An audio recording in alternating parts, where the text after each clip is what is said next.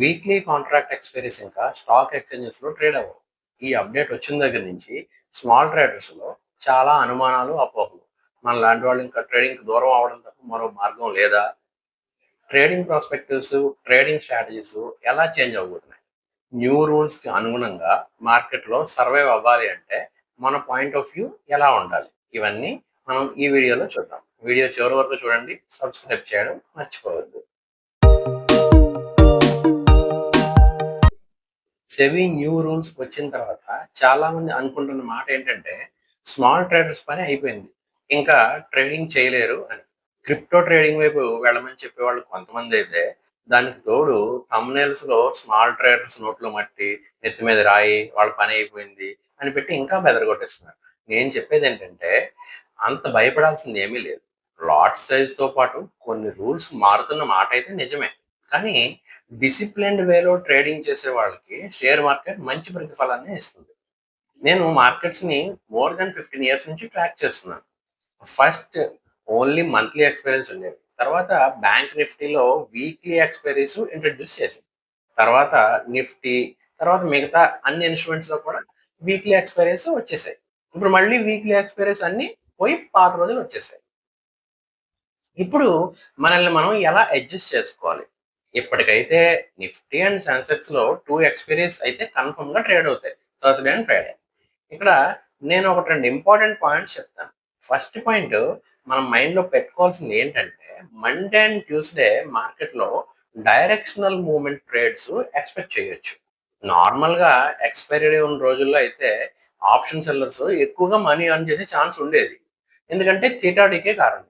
మరి ఇప్పుడు Nifty and Sensex లో తప్ప మిగతా ఇన్స్ట్రుమెంట్స్ లో థీటా డీకే అనుకున్నంత అవ్వదు. క్రోర్స్ ఆఫ్ మనీ పట్టుకునే సిస్టమ్ ముందు కూర్చున్న వాళ్ళు అండ్ ఆల్గో ట్రేడింగ్ చేసేవాళ్ళు, బిగ్ ప్లేయర్స్ అందరూ ఆప్షన్ సెల్లింగ్ లో థీటా డీకే వల్ల మాత్రమే మనీ సంపాదించేవాళ్ళు. కానీ ఇక మీద అలా జరగదు. కొంత సంపాదించవచ్చు, కానీ ఇది వరకటి అంత అయితే అవ్వదు. ఈ బిగ్ ప్లేయర్స్ కారణంగా మండే టు వెన్స్డే మార్కెట్ లో డైరెక్షనల్ మూవ్స్ ఎక్స్పెక్ట్ చేయొచ్చు. Maybe Thursday and Friday weekly expiries కారణంగా మార్కెట్ లో మూవ్మెంట్స్ లేకపోవచ్చు, ఎందుకంటే మిగిలిన రోజుల్లో ఎక్స్పైరీస్ లేకపోవడం వల్ల డైరెక్షనల్ మూవ్స్ ఉంటేనే బిగ్ ప్లేయర్స్ మనీ ఎర్న్ చేయగలుగుతారు. మరి బ్యాంక్ నిఫ్టీలో ట్రేడింగ్ ఆగిపోతుందా? ఆగదు. బ్యాంక్ నిఫ్టీ ఎలాంటి ఇన్స్ట్రుమెంట్ అంటే ఎక్స్పైరీ డేనే కాదు, నార్మల్ డేస్ లో కూడా మూవ్మెంట్ ఇస్తుంది. 50,000 వాల్యూ ఉన్న ఇండెక్స్ ఇది. ఇందులో 100 పాయింట్స్ మూవ్ అయితే 50 పాయింట్స్ ఆప్షన్ బయర్స్ గెయిన్ చేయొచ్చు. దృష్టిలో పెట్టుకోవాల్సిన పాయింట్ ఏంటంటే మనం ఇక మీదట ఆర్ఓఐ ఎక్స్పెక్టేషన్ అంటే రిటర్న్ ఆన్ ఇన్వెస్ట్మెంట్ ఎక్స్పెక్టేషన్ తక్కువ పెట్టుకోవాలి, సెల్లర్ అయినా బయర్ అయినా సరే. ఫర్ ఎగ్జాంపుల్, మంత్ స్టార్టింగ్ లో బ్యాంక్ నిఫ్టీ ఆప్షన్స్ 1000 రూపీస్ ఉందనుకోండి, లాట్ సైజ్ ఏమో 30 అయింది కదా. అంటే ఒక లాట్ కొనాలి అంటే 30 ఇంటూ 1000 30,000 అవుతుంది. 50 పాయింట్స్ ప్రాఫిట్ సైడ్ చేశారు అనుకుందాం. అప్పుడు ఒక లాట్ మీద 1500 ప్రాఫిట్ వచ్చినట్టు. 30,000 మీద 1500 అంటే 5%. ఇది చాలా మంచి ప్రాఫిట్. అలా కాకుండా 30,000 పెట్టి 10,000 సంపాదించేసేయాలి అనుకుంటే ఇక మీద సాధ్యం అవుతుంది. మనం పెట్టిన క్యాపిటల్కి రెక్కలు వచ్చేసినట్టే. ఇప్పుడు 1000 రూపీస్ ఉన్న మంత్లీ ఆప్షన్ వీక్లీ ఎక్స్పైరీస్ ఉన్నప్పుడు 200 రూపీస్ లో దొరికేది. దానికి తగ్గట్టుగానే 30,000 పెడితే అప్పుడు 150 క్వాంటిటీ వచ్చేవి. రిటర్న్ కూడా 150 ఇంటూ 50 7,500 వచ్చేది. మరి ఇప్పుడు 30 క్వాంటిటీ వస్తుంది.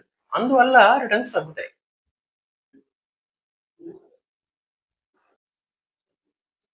రిటర్న్స్ ఎక్స్పెక్టేషన్ తక్కువ టార్గెట్ పెట్టుకుంటే ఇప్పుడు కూడా మార్కెట్ లో సర్వైవ్ అవ్వచ్చు. ఎక్స్పెక్టేషన్స్ ఎక్కువ పెట్టుకుంటే ఏమవుతుందంటే మీరు ట్రేడ్స్ ని హోల్డ్ చేస్తారు. ఒకసారి ట్రేడ్స్ హోల్డ్ చేయడం అలవాటు అయిందంటే డామ్ షూర్ గా ప్రాఫిట్స్ కాస్త లాస్ లో కన్వర్ట్ అయిపోతాయి. మీరు 100 పాయింట్స్ చేసిన 3,000 రూపీస్ వస్తాయి. కానీ మైండ్ సెట్ 30,000 పెట్టి 10,000 సంపాదించేయాలి అనేది అయితే 10,000 వచ్చేంత వరకు కూడా హోల్డ్ చేస్తారు. అప్పుడు వచ్చిన 3,000 కూడా పోయే ఛాన్సెస్ ఎక్కువ. ఆప్షన్ సెల్లర్స్ పొజిషన్ ఇంకా దారుణం. 1 లాట్ సెల్ చేయాలంటే 2 lakhs ప్లస్ అవుతుంది. కొన్ని స్ట్రాడిల్ స్ట్రాటజీలో డే ఎండ్ కి 15 పాయింట్స్ డికే అయినా కానీ 30 ఇంటూ 15 అంటే 450 రూపీస్. అంటే 2,00,000 ఇన్వెస్ట్మెంట్ పెడితే వచ్చేది 450. ఈ ప్రాబ్లం అయితే ఉంటుంది ఫ్యూచర్లో కూడా. ఇది వేరే ఇన్స్ట్రుమెంట్లో చేసేవాళ్ళకి ప్రాబ్లం ఎక్కువ. నిఫ్టీలో ట్రేడ్ చేసే వాళ్ళకి ఈ ప్రాబ్లం అయితే ఉండదు. రూల్స్ కూడా ఏం మారలేదు. ఇప్పుడు ఎలా అయితే చేస్తున్నారో same planning, same strategies continue చేయొచ్చు. ఇంకా మిడ్ క్యాప్ నిఫ్టీ అయితే 50 పాయింట్స్ చేసాం అనుకుంటే 120 ఇంటూ 50 అంటే 6,000 రూపీస్ వస్తుంది. ఇది బెస్ట్ కేస్ అయితే మాత్రమే. ఒకవేళ 10 పాయింట్స్ చేస్తే 10 ఇంటూ 120 అంటే 1,200 రూపీస్.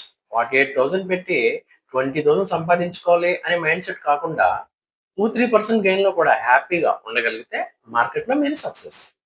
ఇందులో ఇంకో బెనిఫిట్ కూడా ఉంది. అదేంటంటే మార్కెట్ మీ ట్రేడ్ కి ఎగనెస్ట్ గా వెళ్తే మీ లాస్ కూడా 48,000 కి 6,000 కి లిమిట్ అవుతుంది. అంటే 48,000 మిగులుతుంది. నెక్స్ట్ డే ట్రేడింగ్ పనికొస్తుంది. ఇప్పటి వరకు అయితే వీక్లీ ఎక్స్పైరీస్ వల్ల 48,000 కాస్త 4,000 మిగిలేది. కొన్ని కేసెస్ లో అయితే జీరో అయిపోయిన సందర్భాలు కూడా ఉన్నాయి. సెకండ్ బిగ్ పాయింట్ ఓఐ అంటే ఓపెన్ ఇంట్రెస్ట్ లో చేంజెస్. సిస్టమ్ లో ఉన్న మనీ అంతట్లో కొంత పోర్షన్ బ్యాంక్ ఎఫ్డీకి వెళ్తుంది. ఇప్పుడు ఇంట్రాడేలో థీటా డీకే తక్కువ అవుతుంది కాబట్టి ఇంట్రాడే ప్లేయర్స్ తగ్గుతారు, ఓవర్ నైట్ ప్లేయర్స్ ఇంక్రీజ్ అవుతారు. వీక్లీ ఎక్స్పైరీస్ లేని ఇన్స్ట్రుమెంట్స్ లో ఉండే మనీ అంతా కూడా ఇప్పుడు వీక్లీ ఎక్స్పైరీస్ ఉన్న నిఫ్టీ అండ్ సెన్సెక్స్ మీద వచ్చి పడుతుంది. అంటే నిఫ్టీ ఓపెన్ ఇంట్రెస్ట్ డ్రాస్టిక్ గా పెరుగుతుంది. దీనివల్ల మార్కెట్ లో ఏదైనా సింగిల్ క్యాండిల్ స్పైక్స్ వస్తాయి, లేకపోతే మార్కెట్ ఎక్కడిదక్కడే ఉండిపోతుంది, ఇటు కదలకుండా.